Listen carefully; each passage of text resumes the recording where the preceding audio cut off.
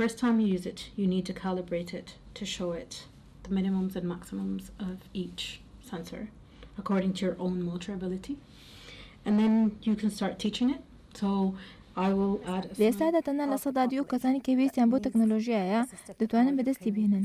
ئێمە دەمانەوێت ڕۆژ بە ڕۆژ تەکنۆلۆژیاکە بەرەو پێشەوە بەرین و کاری باشتری لەسەر بکەین. دوای ساڵی یەکەم لە بڵاوبوونەی پرۆژەکە و لە ساڵی دووەمدا لە 105 ئەو خام پێداویستی تایبەتانە دەتوانن دەستیان بکاتێ.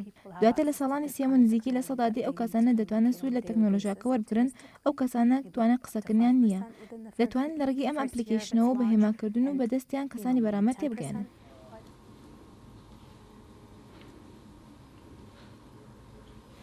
One day I hope to give a voice to those who can't speak.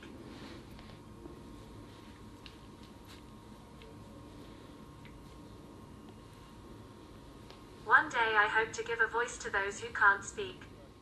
تاکو ئێستا توانیمانە 30 زمانی جیهانی و 180 جۆر لە هێما بکەینەوە ئەپلیکیشنەکەوە کە بۆ منداڵ و کەسی گەورە و نێر و مێ ئامادە کراوە. هەر بەکارهێنەرێک بەپێی تەمەن و ڕەگەزی خۆی دیاری دەکات.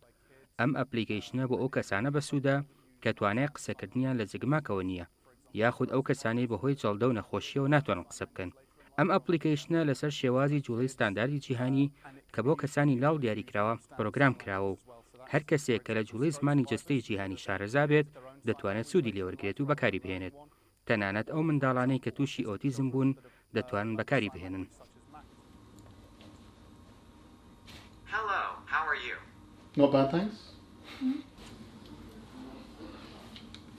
Hello, how are you? I'm good, thanks. How are you? I'm good. ئێمە باز لەو کەسانە دەکەین کە لاڵن و ناتوانن قسە بکەن.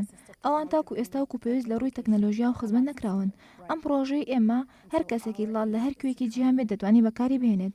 بەڵام ئەم جۆرە پرۆژانە بە شێوەی کەم پاڵپشتی دارایی دەکرێت و بۆی هەنگاوەکانی پەرەبێدانی ستە. A language from a list of languages. Let's say I want it in French. So I do the same sign. Bonjour. But it will be translated to a different language. I can try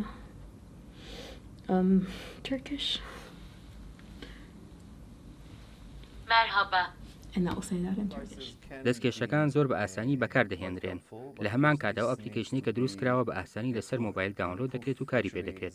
بە شێوازێکیش دروست کراوە کە بە ئاسانی ئەپدەیت دەکرێتەوە و وێژنەکەی بەرز دەکرێتەوە. تەنانەت بە شێوازێک دیزاین کراوە کە ئەو کەسانی کێشیان لە بیستندا هەیە دەتوانرێت لە ڕێگەی هیدفۆنەوە گوێدەنگی ئەپلیکیشنەکە بێت. One day I hope to give a voice to those who can't speak.